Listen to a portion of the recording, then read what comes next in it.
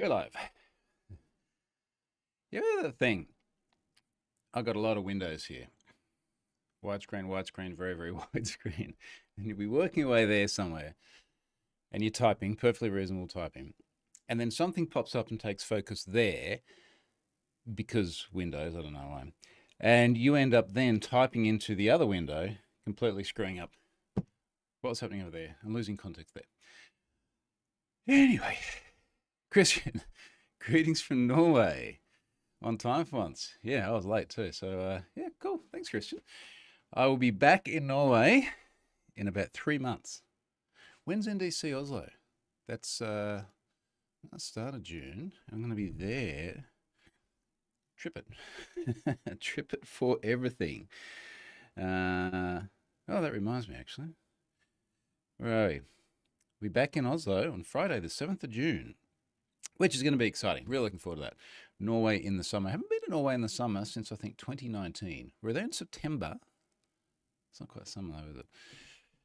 Anyway, James. G'day, James. Thanks for joining.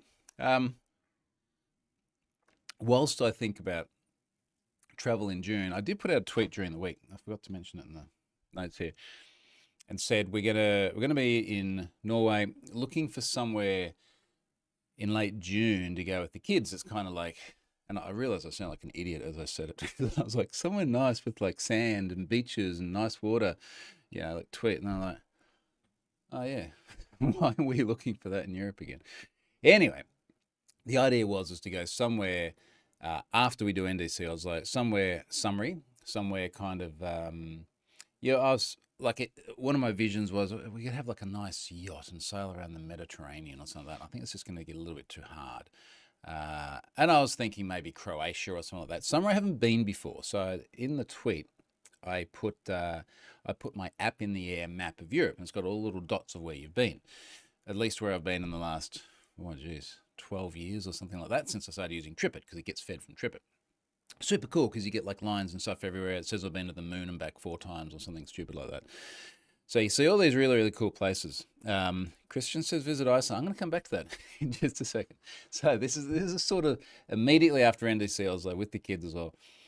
One of the constant suggestions that was very good was Greece. Greece is on the list. I have not been outside the airport at Heraclion in Crete, and even that was more than 30 years ago when my father was flying the plane. And we used to live in the Netherlands, and he's like, would you like to fly somewhere today? So, okay.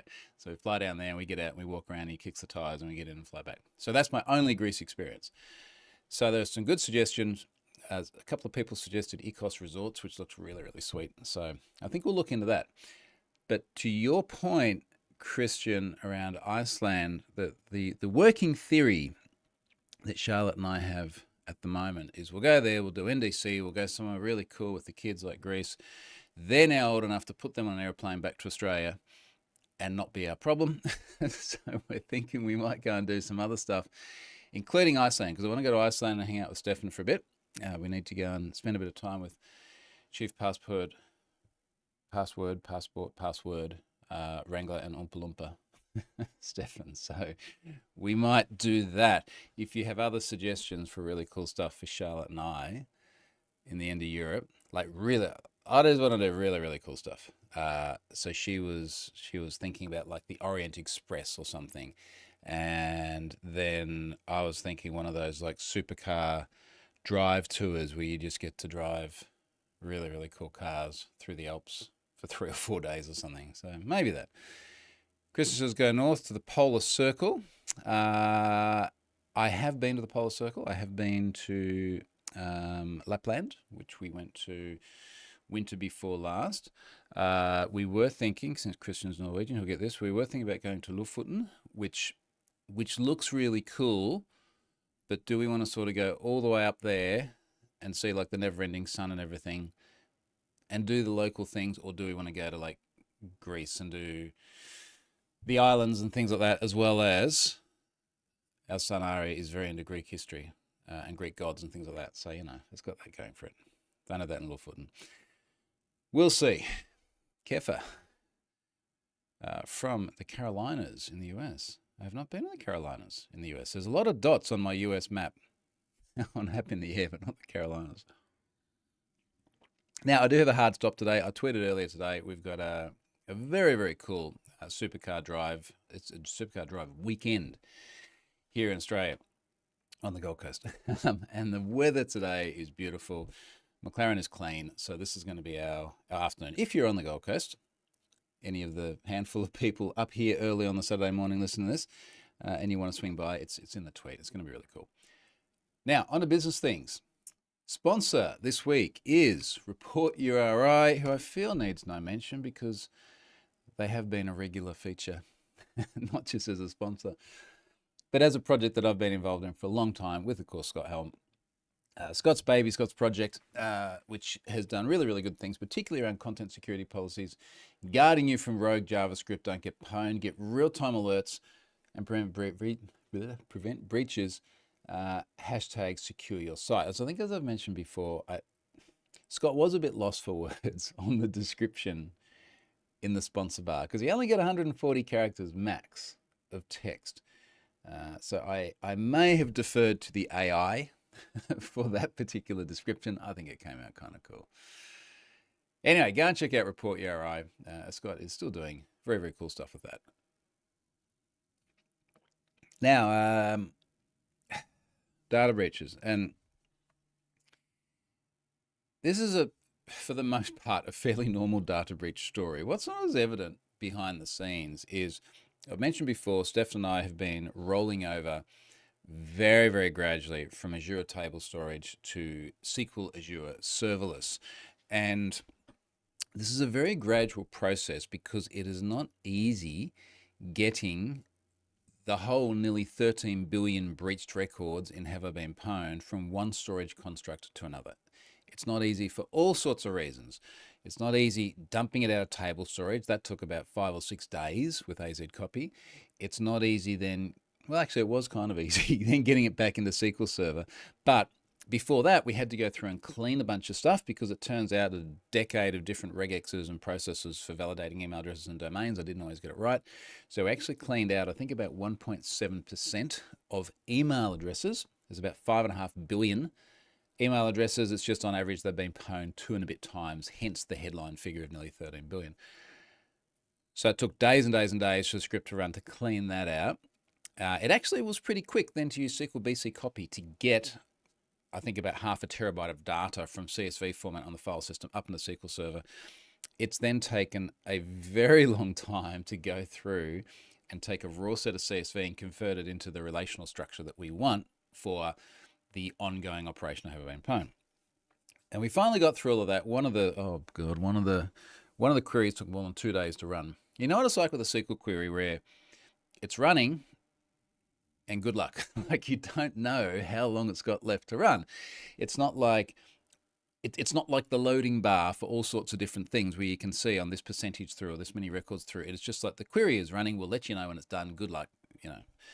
And I was frankly losing my shit by the end of it because we were in a bit of a holding pattern with not being able to load new breaches until we could get this done. Now we have loaded new breach, Cutout Pro. I'm going to explain that in a moment, but just to finish off on the database rollover stuff, we now need, on a breach by breach basis, to have a pipeline where we take a breach and we push it into this new structure. In fact, it's going into both. It's still going into table storage. We're pushing into SQL Azure as well. And we're going to do this over and over and over and over again until we get the process fast and reliable. Now it's reliable. I've got no problems with that. I think it's actually much more reliable having one atomic SQL statement for various processes than it is trying to push rows into table storage. But it's taking too long. And this one with 20 million records took about 7 hours to process, which is problematic because 20 million records at the moment, when I load a data breach into Have I Been Pwned, from go to woe for 20 million records into table storage is less than an hour. So we need to figure out, I think, what is ultimately slow inserts more than anything else, because we've got really, really large tables with indexes, with keys, with unique constraints and things like that.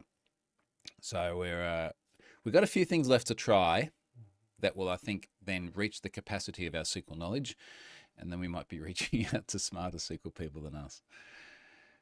George is here. George is in Austria. Now, Austria keeps coming up. That's what I was thinking about. We were thinking, just talking before. I don't know if you missed it before, George, but Charlotte and I are trying to figure out what to do with ourselves in Europe in the end of June. We'll probably go to Iceland. We were thinking about going to Austria for the GP, so maybe heading to the Formula One with Scott, because I am yet to actually go to a Formula One in person. So maybe we'll come to Austria for a bit, George. See you at the F1. Anyway, Cutout Pro. Let's talk about Cutout Pro. I'd never heard of them before. That's the first thing. Let me find the tweets and the messages here about it. And that's fine. I've not heard of most things that are out there before. But they popped up on one of these typical hacking forums, and the data was popping up on Telegram channels. It was very, very broadly circulating data. And I'm just trying to find, here it is. So Hackmanic, that's H4CK, on Twitter, tweets loads and loads of good stuff in terms of when they see data appear on popular hacking forums, dark web websites, what's the word, ransomware websites, etc. So this one's popped up. Full database, 20 million record, cutout.pro. Some rando hacker dude on here. Today I'll share a trophy that might be Royal Owl, our team recently captured. Leak date 27th of Feb. And then all the information in here is like IP, what's the good stuff? IP, mobile, password salt. MD5 hashes, by the way. Salted MD5 hashes. So yeah, good on you, Cutout Pro. Username. Yes, it's like, for the most part, it's a very, very generic data breach. Now, for every data breach that goes into Have I Been Pwned, I have to be confident enough that it's actually legit, that it is the organization that is implicated. And I also have to try and have some conversation with the organization if it hasn't already been disclosed publicly. Which begs an interesting question. Is a tweet from a Twitter account that tweets about data breaches, is that disclosed publicly? It's in the public domain. Doesn't necessarily mean that the organization knows about it. Is it disclosed? Yeah. Case by case. However, in this case, I knew that the company knew about it. Can I say this? I think I can say this because they never got back to me. I won't say exactly what was said, but I see so many different tweets about data breaches. I normally look at it. Is it from an account I trust? Is it something that is okay to share at the moment? Does it seem legit? Yep, share it. And I honestly can't remember if I had shared that tweet or any other tweet about Cutout Pro. I actually think, looking back through my tweet timeline, I don't think I did. And I don't know why, because I think I saw it. Anyway, let's say hypothetically I did. And then not hypothetically, someone got in touch with me and asked me to remove it. Now, I say not hypothetically because why do they make this so hard? I say not hypothetically because I got a DM from someone. I think the words they used, I can't see it anymore. I did screen cap it, but I think the words they used were something to the effect of, we would like you to remove this tweet. And it was referring to Cutout Pro. Now, the reason why I'm talking about it, and the reason why I'm not going to read it word by word, but I think it's just interesting to discuss, is it effectively said, we'd like you to remove the tweet. I'm going to tell you what I said because they're my words rather than someone else's words. Like I said, I do screen cap these things because you never know when stuff is going to disappear, do you? And as luck would have it, the entire account that tweeted this disappeared. So I'm not entirely sure the reason for that. Where is it? It's down here somewhere.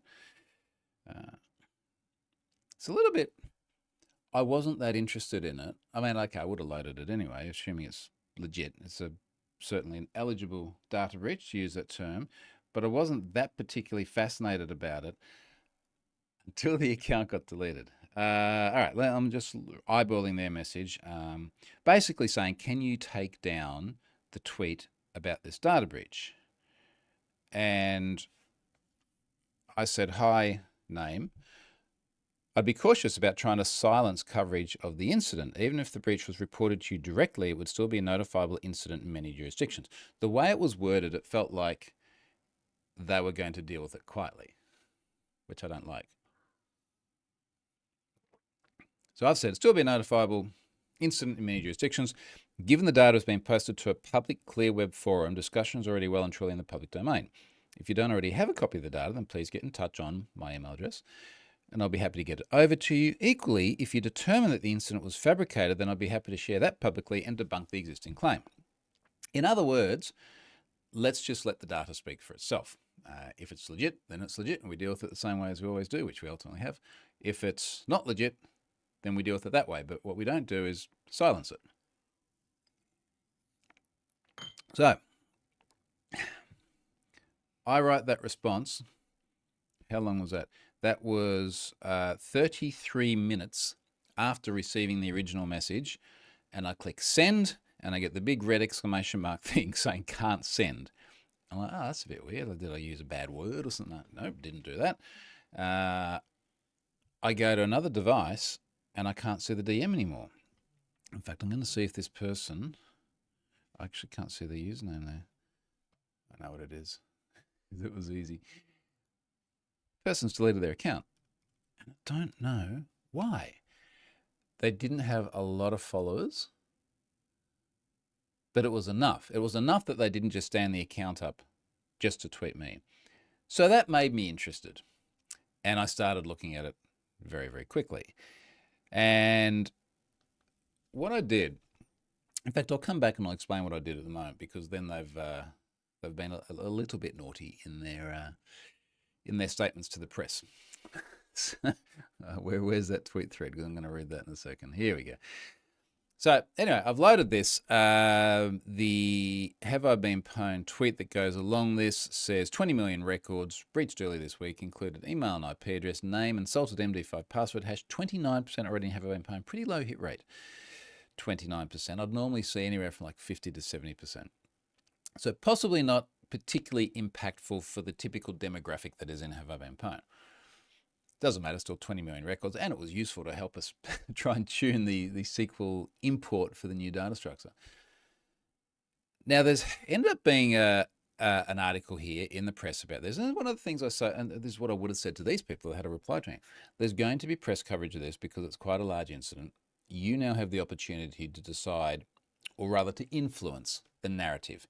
If you say nothing, the press is going to fill in the gaps, and the public will fill in the gaps. If you're transparent and honest, then that will come through and things will work out better for you. They appear not to have chosen that route. And then they've been interviewed here. They're on hackread.com. It's a whole bunch of stuff here, you know, what's in the data, etc. Breach forums. Ooh, how's that do? What is reading that? That's something on Hackread. That did it before. I don't know if you heard that. Let me try this. If I select that text. Cutout. Pro response to hackread.com. What is doing that? That is just that tab, isn't it? What happens if I... How can you mute a tab these days? You used to have a little mute... Oh, here we go. Mute site. Okay, let's try this again. Wow, that's funky. So that is something on that website. I'm going way off tangent here. But if you select a piece of text, you know, let's do this. I will select the piece of text which I think is poor form, and then we'll see if it reads it. Let's see. Hackread has been monitoring the situation because marketing department responded the following day. Well, here we go. Yes, perfect. Ready? The company's marketing department responded the following day, denying any evidence of a data breach and labeling the leak as a clear scam. Just in case you didn't hear that from my speakers back through here, because I'm not relaying audio, the system audio. It says the company's marketing department responded the following day, denying any evidence of a data breach and labeling the leak as a clear scam. Now, old mate who contacted me by Twitter DM has deleted his account, no longer communicating. I did find an email address on their website several days ago. I reached out to that email address and I said, hey, look, someone DM me, Twitter account's gone. You really need to pay some attention to this, so on and so forth. And I never heard anything back. it's pretty easy to figure out who I am and establish that I'm probably not some crazy rando, and it's maybe worth listening to if you've had a data breach. They decided not to do that. I don't know how they established there's no evidence, because clearly they haven't seen the data. It's very, very easy for an organization who's had their data breached and then someone says, here's your data. If it takes them, honestly, any more than about 5 minutes to figure out that this is data that's come from their system, they're doing it wrong. Simply because when you've got a whole bunch of internal identifiers, timestamps, email addresses, you look at those and you take some and then you look at your system and you go, oh shit, it matches. Like what are the chances? It must be legit.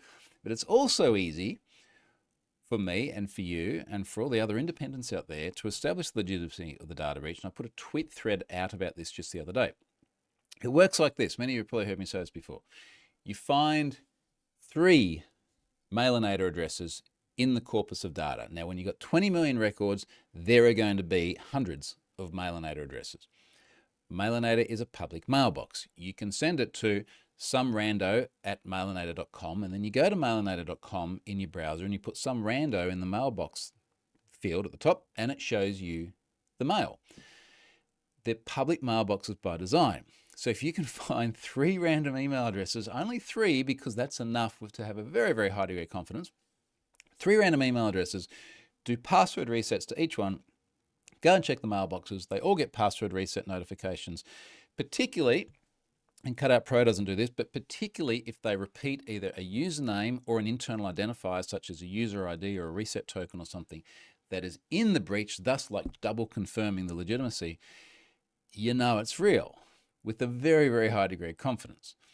So for them to say there's no evidence, it's just like, what are you looking at? Now, maybe they're like, well, the firewall looks fine. I don't know, like something tangential. But you're making it worse. You're making it worse because now you look stupid for denying your data breach. All right, comments. Brian, greetings again from Bogan Adjacent American. Christian says, by the way, congrats on Evernote. All right, let's talk about that briefly.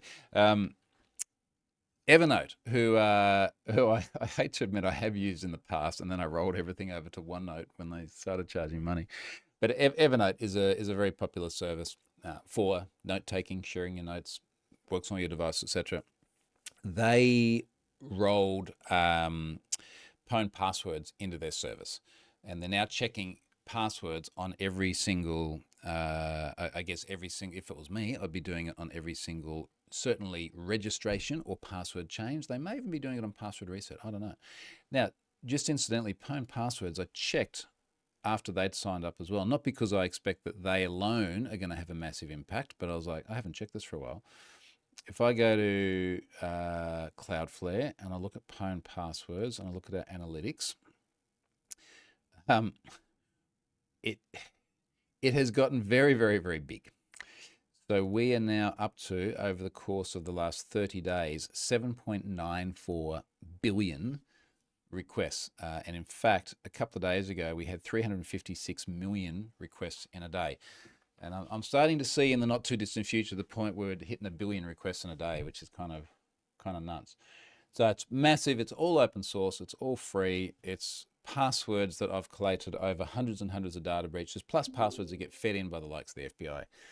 So it's become an awesome free service, no registration, no auth. Because of that, we have no idea who's using it until someone like Evernote pops up and says they're using it. And in their case, and I think this is what Christian is referring to, gives us a $10,000 US donation, which is very awesome. It was really, really, really super cool of them. We have done some things already with that money, and it's a lot of it has gone to other places, not least of which a lot of it unfortunately has to go to tax, because we're not a registered non-profit or anything like that. When we get a donation like that, company tax in Australia is 25%, so a quarter of it immediately disappears. And then we sent more of it in other directions, and we are reinvesting more of it into infrastructure and expanding. So it was very, very cool from Evernote to do that. And thanks for picking up on that, Christian. Brian says, Alexa, stop listening. Neil's down south of Sydney. Now, Neil has also sent us some good stuff. I'm going to talk about you a little bit later. Now. Oh, no, that was the next topic. Yeah. I'll talk about you now. Why did I put commas this time, not semicolons? Yeah. I mentioned last week about doing a Have I Been Pwned UX redesign, and it's like, where do you begin?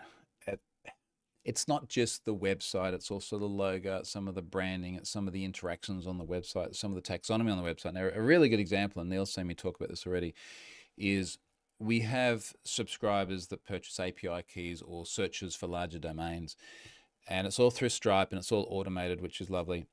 And every time they're due to get charged, they get a little reminder email. You've seen this before because you're subscribed to things. Hey, just a reminder that, a week from now, you're going to be charged for the service. And that gives people an opportunity to cancel it or to increase it or do whatever they want.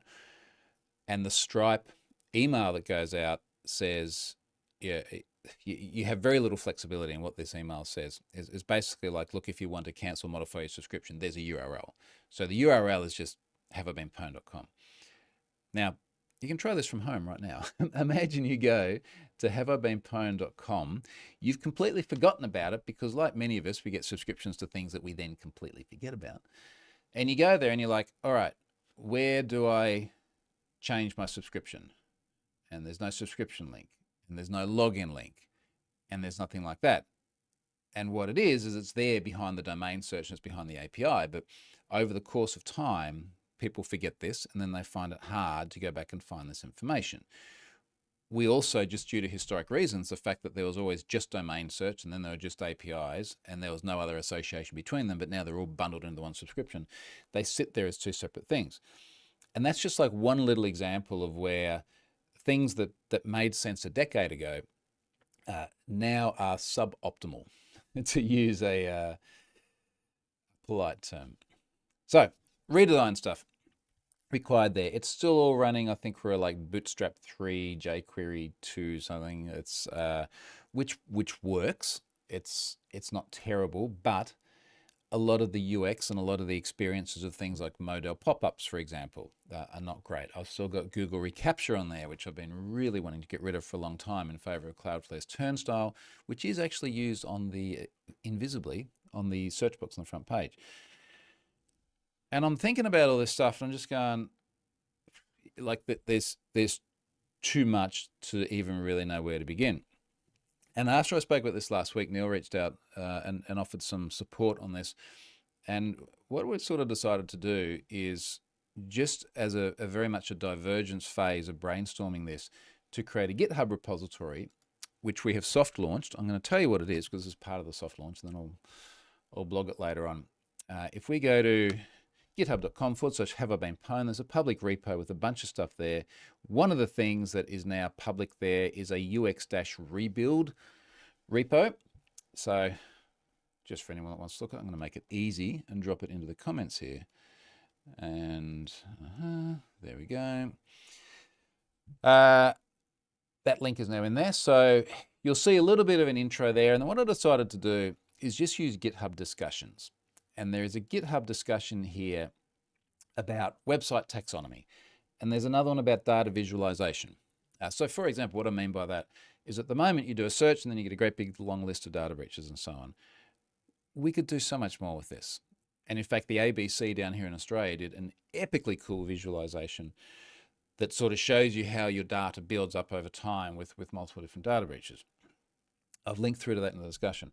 There's another one here about the client-side tech stack. I just want to avoid getting too many ideas about the server side because I think we're pretty solid on that.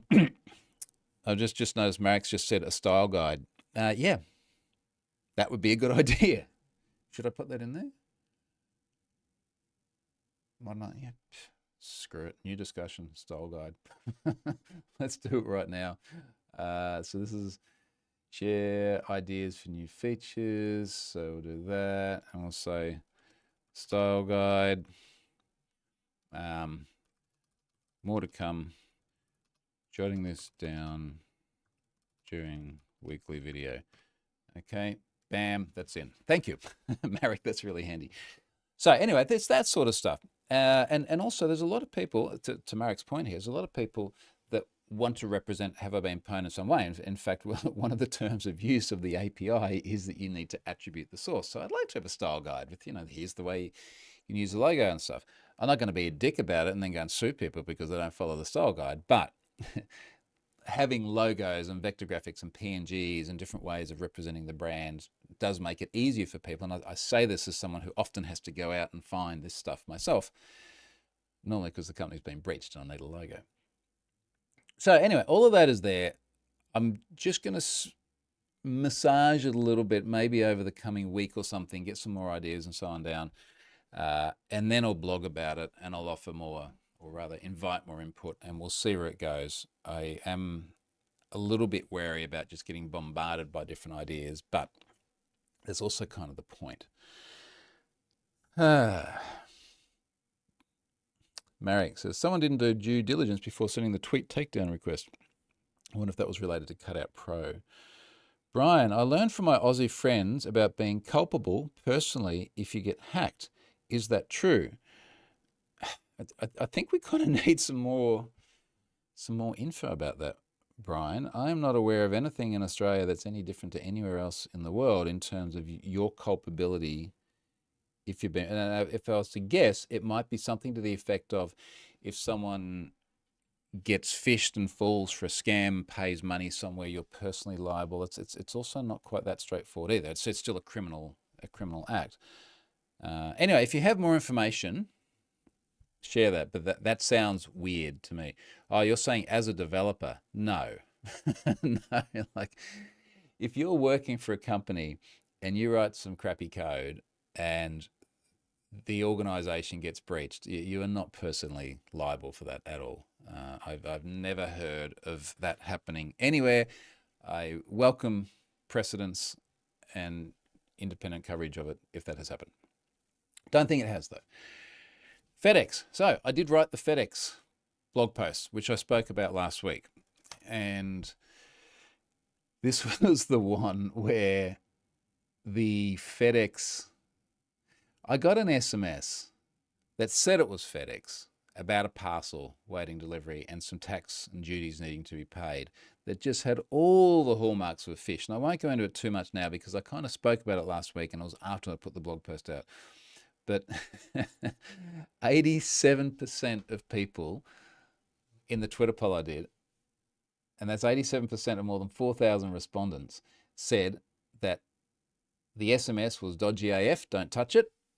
And that's what I thought originally too. The one they followed up with was just as dodgy AF, but it was real. So fascinating that we're having this problem where scammers try to emulate legitimate organizations, obviously to make their scams more effective, but then conversely, legitimate organizations are using all the hallmarks of a scam just because they're incompetent. I will say I did have someone from FedEx reach out to me, someone in a security capacity, in a good way. It's not upset with me, but people probably like you and I who are there just face palming every time they see something like this, wondering why their organization is doing something so stupid. And I know that every time I share something like this, there are good people within that organization just going, oh God, what's marketing done this? It's always marketing. I did a talk at one of our big four Aussie banks a few years ago, and I used a very, very similar example. And in fact, I did a workshop at the bank. And then I did a talk to a whole bunch of people, and I just watched the security people there as I showed these examples of really, really fishy looking messages from this organization with all the hallmarks that they are telling their customers to look out for so that they don't get phished. So anyway, point is, I know there are good people inside these organizations having to deal with marketing departments. Brian, okay. I heard, so this is about the culpability. I heard some of them talk about having insurance or something. Maybe I misunderstood, but they don't want to even try to be DevSecOps because they thought they could get sued if got pwned. No, look, I wouldn't be worried about that at all. Having public liability insurance is not unusual in that particular situation, which might give you some coverage for something like that. But Like I'd kind of push it back, Brian, and go, can you? If this happened, there would be a news story about it. You know, there'd be an article somewhere because it would be a really, really big thing. And if that happened, I'd really like to hear about it. He's then said, perhaps, I don't know, a couple of really great tech nerds, and they said something about it. Again, if this is a thing, show us precedents. We've heard so many times in this industry about some sort of legislation or intention from government or signaling, whatever else it may be, that sounds really sensational and never happens. You know, our whole, I even forget the acronym now, the whole thing about the government being able to intercept encrypted communications and all the rest of it in Australia, that was a really, really big news thing probably 6 years ago. Something an access bill. I even forget what it is because no one talks about it anymore because it hasn't changed anything whatsoever. Christian says, Brian, you mean something like the CISO of Uber, but that was more covering up the breach, not the breach itself. Yeah, and that's a really good example. What's this guy's name again? But that did not work out well for him, but that was literally obstructing the investigation. So that seemed to be much less about the technology and more about, if we forget all about the fact that he was a CISO and that there was hacking and vulnerabilities in code and something like that, and literally trying to, let's just find the description. CISO of Uber charged. What was his name? It was Joe or something, wasn't it? Joseph Sullivan was sentenced to serve a 3-year term of probation and ordered to pay a fine of $50,000. I assume that is American dollars. Announced First Assistant United States Attorney Stephanie M. Hines and FBI San Francisco. The sentence was handed down. This was the Justice Department. It's talking about this. Sullivan previously served as the Chief Security Officer for Uber. The evidence at the trial established that while he was serving in his role, Uber was under investigation by the Federal Trade Commission as a result of the data breach that suffered in 2014. The FTC's Division of Privacy and Identity Protection, which is charged with overseeing issues related to consumer privacy and information security, among other things, ultimately investigated both the nature of the circumstance of the data breach and Uber's broader cybersecurity program. Where's the pointy bit here? Here we go. In fall 2017, Uber's new management began investigating facts surrounding the 2016 data breach. When asked by Uber's new CEO what happened, Sullivan lied about the circumstances of the breach, including by telling the CEO that the hackers did not steal any data. Sullivan lied again to Uber's outside lawyers who are conducting an investigation into the incident. Nonetheless, the truth about the breach was ultimately discovered by Uber's new management, which disclosed the breach publicly and to the FTC in November 2017. What was I saying about like the truth always comes out in the data? So not so much about the data breach, not so much about the code or anything, but more about the fact that you've got a C-suite executive lying about what actually happened. Like, that's, just be honest about this. It's crazy, isn't it? Who knows what pressure he had under him to force him to lie, or rather to cause him to lie. But you know, here we are. Brian says, okay, thanks. I sent them a good job request that I found, and they said, no, thanks, no, mate. Well, yeah, we're in a time in this industry where you can be picky. It's good for folks in tech. Now, last thing here, because the FedEx email was not a phishing email, I did actually have a Prusa Mark IV 3D printer arrive, which was great. Now, I have mentioned before that Elle, our 11-year-old daughter, and I are going to do a 3D printing talk at NDC Oslo in June. Hope you'll be there, Christian. You're close enough. Now, this is a massive, massive thing. NDC to me was always, like, if I could ever get to NDC, it would be amazing. It would be the greatest thing ever. Now, this was more than a decade ago that I had this aspiration. Now, unbeknownst to me, not only did I get to NDC for the first time in 2014, it really, really kickstarted my career. And then I married one of the organisers later on. So if anyone's invested in NDC, I'd say it's me. So when we go to NDC this year, I'm going to do a keynote, which is going to be great on Friday. And it's going to be very much, it's going to be a soft skill keynote. It's about the things that we can build as developers and how we as, not just developers, technologists, let's be general, with so little can do so much. I think we have this really, really cool unfair advantage and leverage in this industry. So that's sort of my broad brush idea. I've got to turn that into a talk yet. So we'll be doing that. Al and I will be doing a co-presented 3D printing talk. Now, Al has genuinely picked up a lot of skills over the last 3 years with our Mark III doing printing. There's a lot that she knows that she will be able to tell technology professionals that they don't know. And that to me is the key measure. This is not a kid's talk. This is a talk for adults. And we'll do it together, and I'll help her along the way, but she will impart a whole bunch of knowledge that will be new to people. And she's really picking this up and going great now. A really good example of this is yesterday, a couple of days ago, Charlotte bought a bonsai plant and a pot, and the bonsai plant just has a stem, and then it's just this big open pot. And Charlotte says, can you design and 3D print a base to hold the bonsai plant in? And I was like, yep.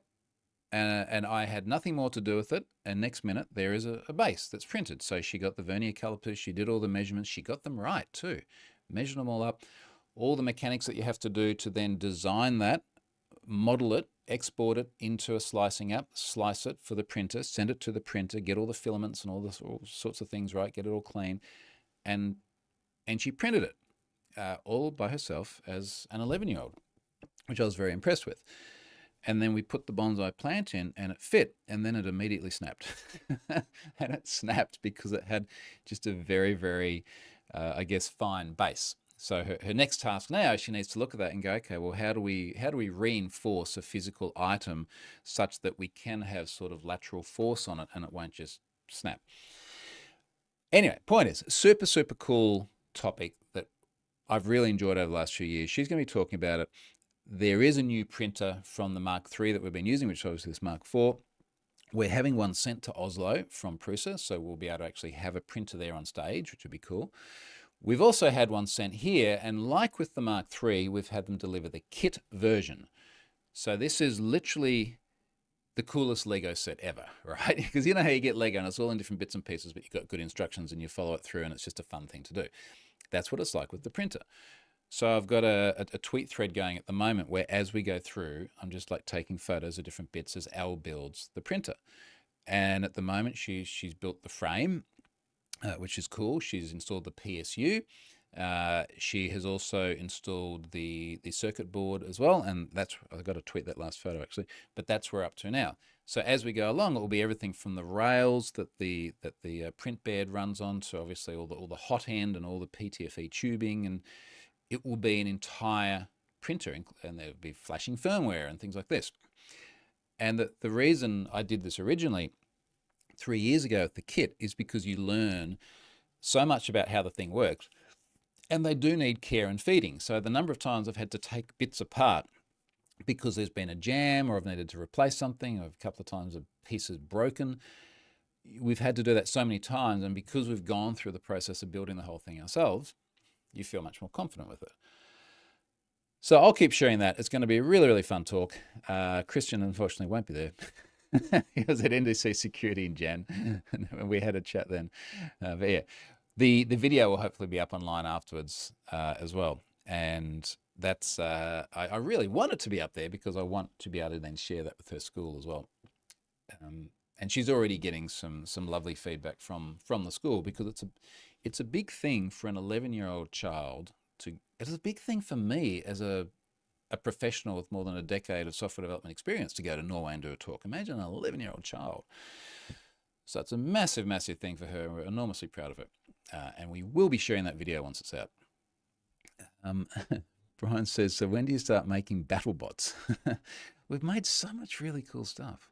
Really cool stuff. She made, one of the things we want to do without giving it away is we'll hand out a bunch of things that have been printed that people probably don't expect can be printed. Things like articulated things. For example, snakes.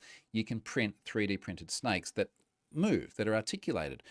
Now you might think, well, it's all plastic and it's all hard, but they just print very, very small tolerances between bits that are kind of like literal hooks like this, and then it moves. She's been printing crossbows. What could go wrong with that? I went to NDC with my crossbow, and anyway, but they're crossbows that shoot Q-tips. So you can make these little crossbows, you can make catapults and stuff like that. So we'll bring things that we can like throw at the audience. That would be good fun. Marek says a Lego set that can make a Lego like set. Been thinking about going down the rabbit hole myself, but I wonder how much I'd get use out of it. Well, I wondered that too, and now here we are. I don't know, Marek, if you have kids or not, but honestly, the best technology thing I've ever bought the kids by a long shot was that 3D printer. And of course, we use it a lot as well. Even for things like I print a lot of 3D logos for Have I Been Pwned, which I then hand out at conferences and people just love. Alrighty, so I'm going to wrap it up there, folks. I'm going to go and have that nice supercar drive day in the sun. I'm sure I'll put some tweets and things out there later on with that. Thanks for joining in. If you feel like dropping some ideas into that GitHub repository as well at the UX redesign, please do that. And I'll come to you next week. Cheers, folks.